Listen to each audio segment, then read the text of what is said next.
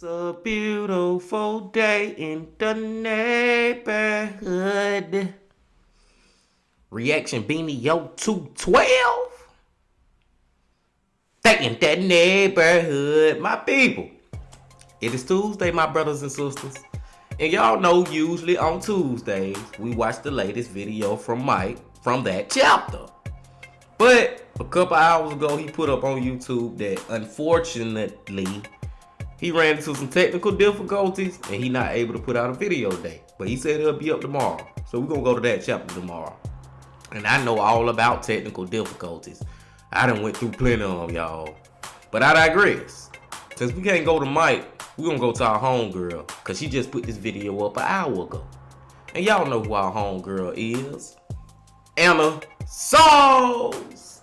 Going back to Anna once again, y'all. And the title of the video is crazy as fuck. It's always from Anna. This woman suffocated her baby and sent photos to the dad. Now, this one of them videos where before I even watch it, I already just got my feeling of how the shit went, and I already just can pretty much say exactly how the video gonna go before we get into it. This damn lady killed her baby just to get back at the daddy. You know what I'm saying? Just to try to hurt the daddy. She killed her damn child. That's your child too. You shouldn't be killing no children, but that's your child too.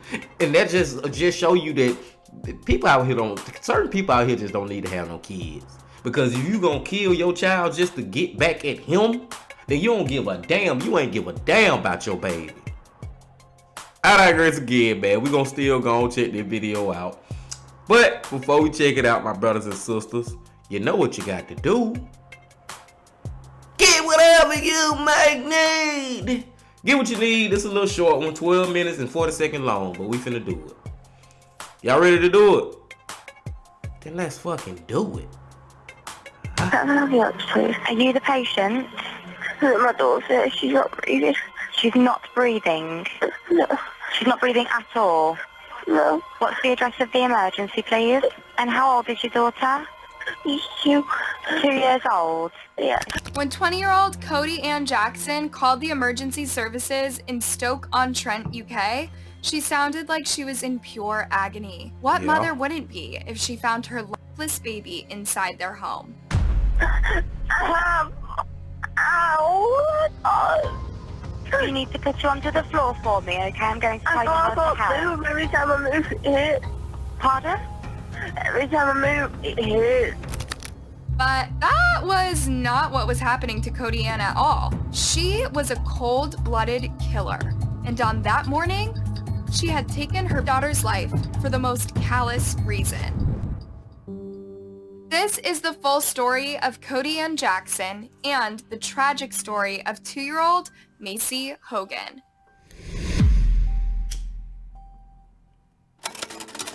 Today's story begins in Stoke-on-Trent, a 250,000 people town in Staffordshire, central UK.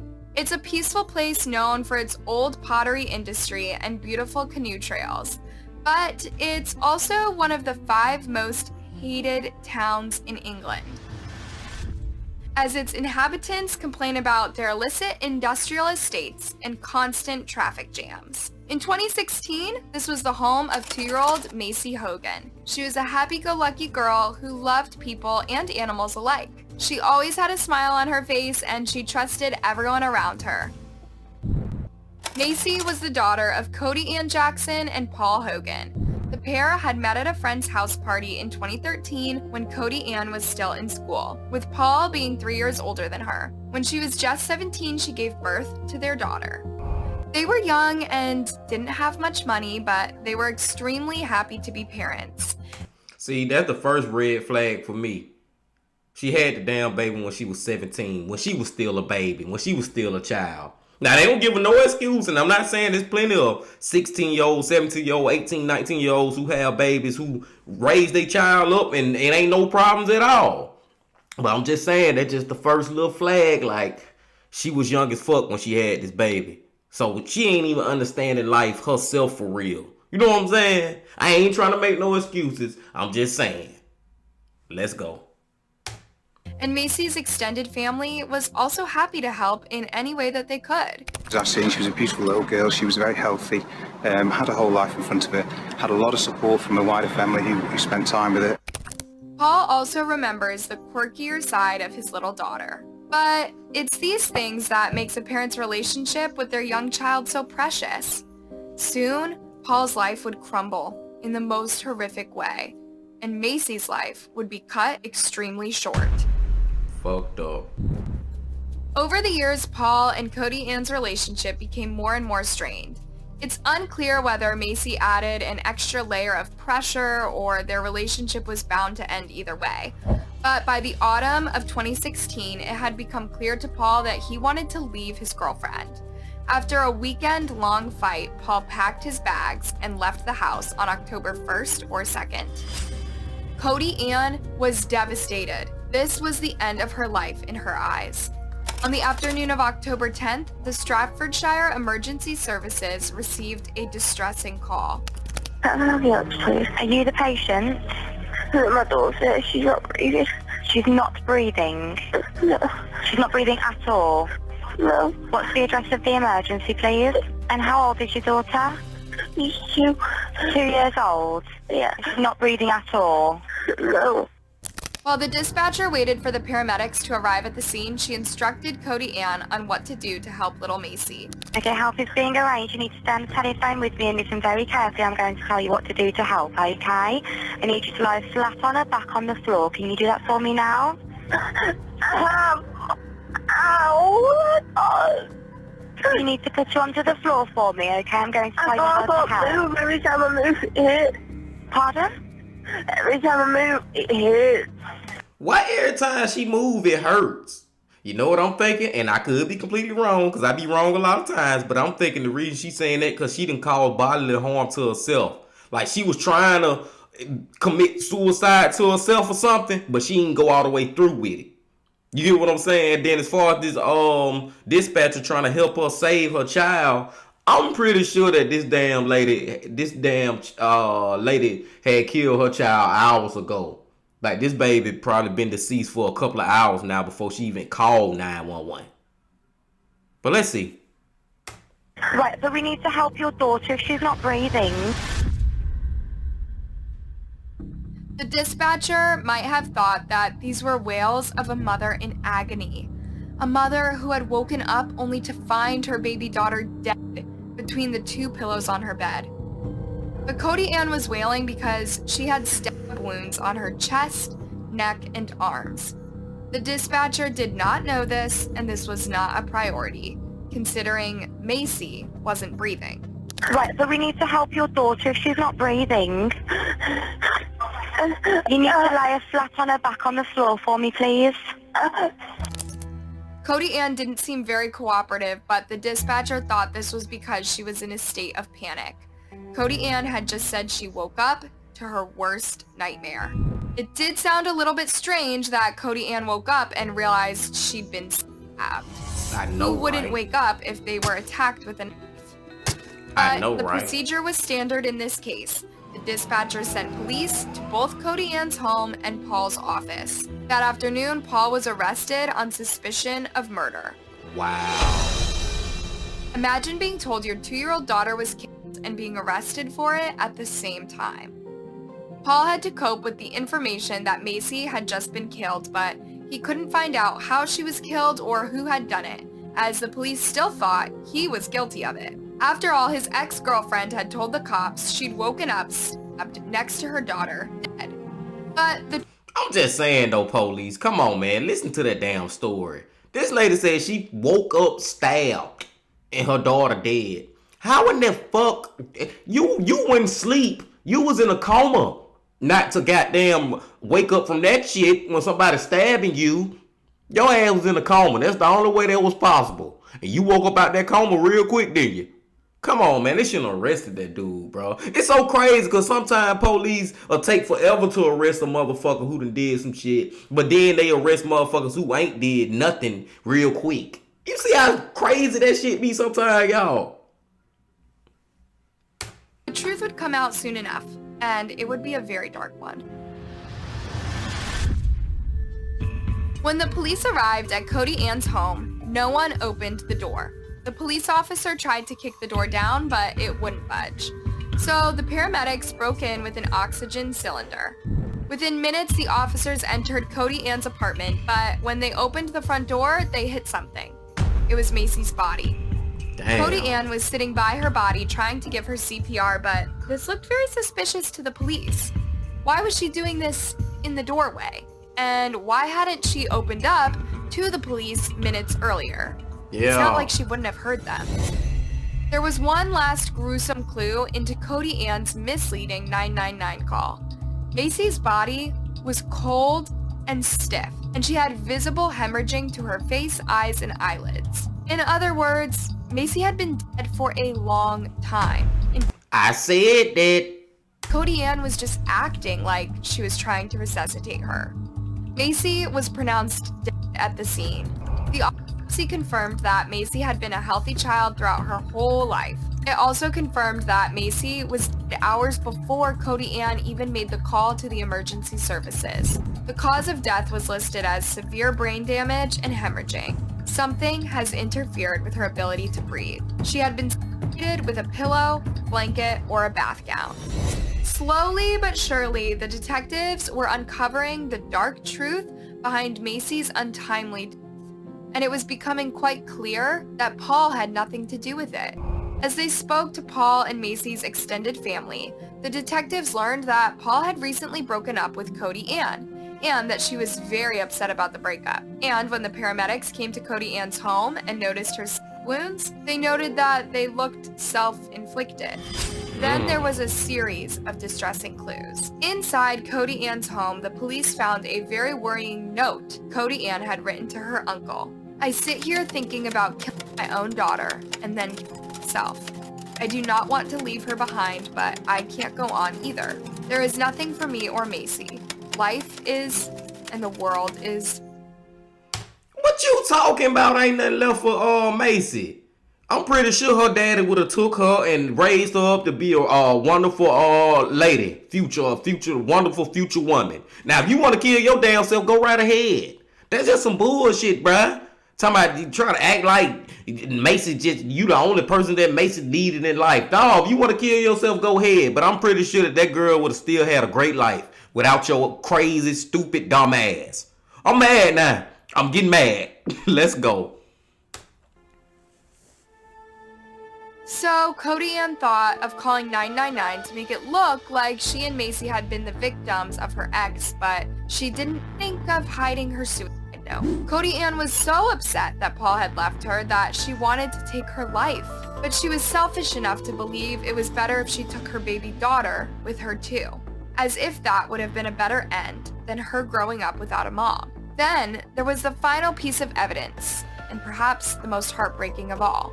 On Saturday, October 8th, Cody Ann sent Paul a picture of Macy with the caption, "Sorry, just thought you deserved one last picture and memory of her. Savor the last ever picture. Possibly see you in court." It might sound like an overly dramatic teenage drama movie if it hadn't happened in real life. But to think Cody Ann decided to kill Macy as punishment for her ex is truly heartbreaking. You have to be a special kind of person to take your child's life away as a way to get back at another person. When he received this horrible text, Paul thought it would be best to let Cody Ann cool down and contact her again in a few days. He had no idea Cody Ann actually had a murder plan for their daughter. He thought she would just cut him off. Who could imagine a mother would kill her own child? Days after Macy's murder, Cody Ann Jackson was arrested. Meanwhile, Paul had been released and could now testify against her. Throughout her interrogation and most of her trial, Cody Ann remained silent, poker-faced, and unwilling to discuss her motive. Detective Dan Eisen, who led the whole case, commented, "From the moment of her arrest, from the footage I've seen, from what I've seen in interviews and in court, she's remained cold, emotionless, and showed no remorse throughout. In fact, the only time I've seen tears from Cody Ann Jackson is at the point she pleaded guilty in court." Indeed, it took 6 long trial days for Cody Ann to speak, but after several testimonies against her, Cody Ann finally burst into tears and changed her plea to guilty. She was sentenced to life in prison with the possibility of parole after 16 years and 114 days. Judge Michael Chambers said her murder was an expression of utter self-absorption. "I accept that may not have come easy, but this remains a very serious case. For a mother to kill her young child who depends on her for protection above all others is a wicked and appalling act. This is not a case where you suffered from mental illness. The clear inference is that you thought about killing yourself and decided to kill Casey as well, to prevent her from having a life without a mother." Paul was in court every day of the trial, but Cody Ann refused to look at him. She acted like he wasn't even there and never apologized for her actions and for destroying his life. Paul spoke to the media several times after the incident, saying his life was turned completely upside down. "I stayed in my room for a couple months just drinking. I didn't really leave my bed." He hasn't been able to hold a job, and he constantly struggles with extreme anxiety and grief. No one really believes their partner or ex-partner is capable of murdering their child.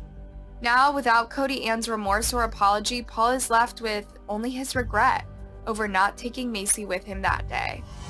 Cody Ann might be released from prison before the age of 40, but if she doesn't show remorse for her horrific crime, she might spend the rest of her life behind bars.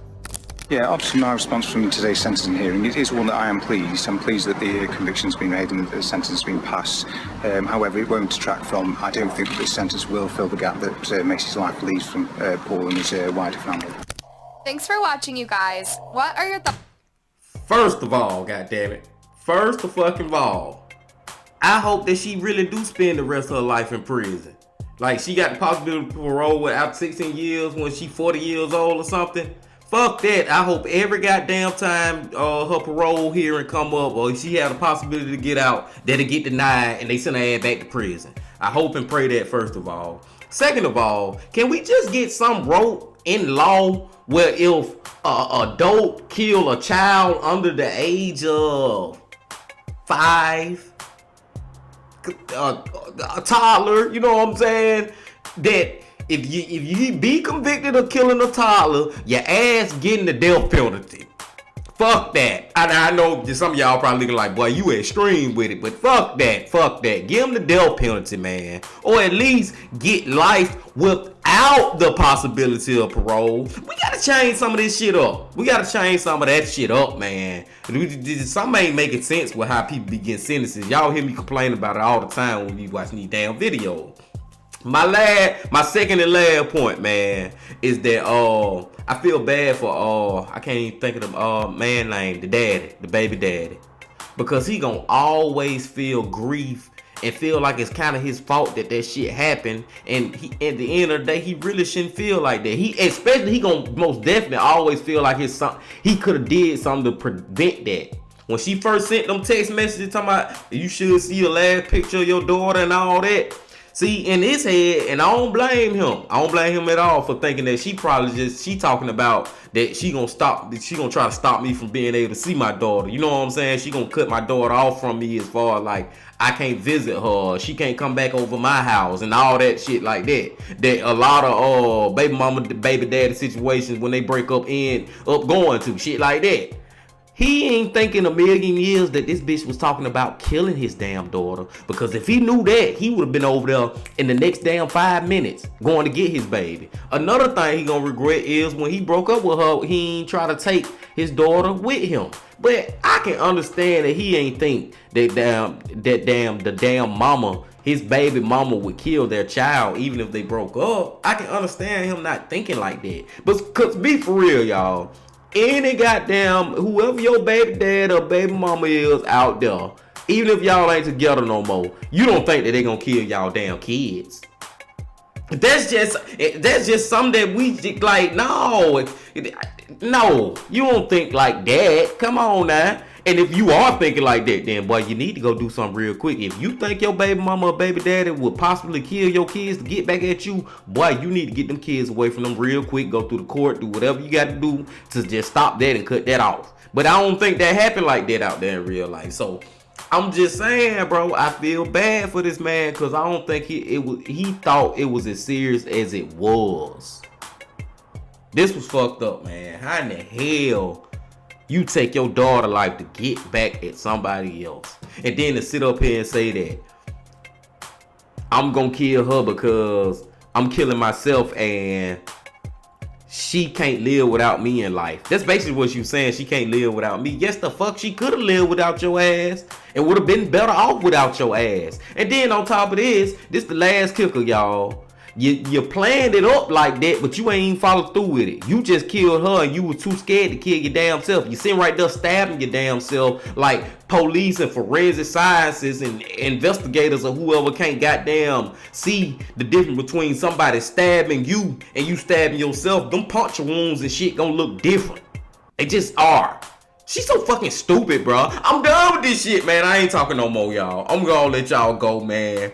Hey, I appreciate y'all coming back as always, my brothers and sisters. Just please hit the like button, comment, subscribe, and come on back tomorrow because we heading to Mike tomorrow. He gonna be ready to go with us tomorrow, and we gonna be ready to go with him. But until I see y'all tomorrow, my brothers and sisters, got a couple more things to say. Love, peace, and happiness. Stay safe. Don't stop. Keep going. Yeah.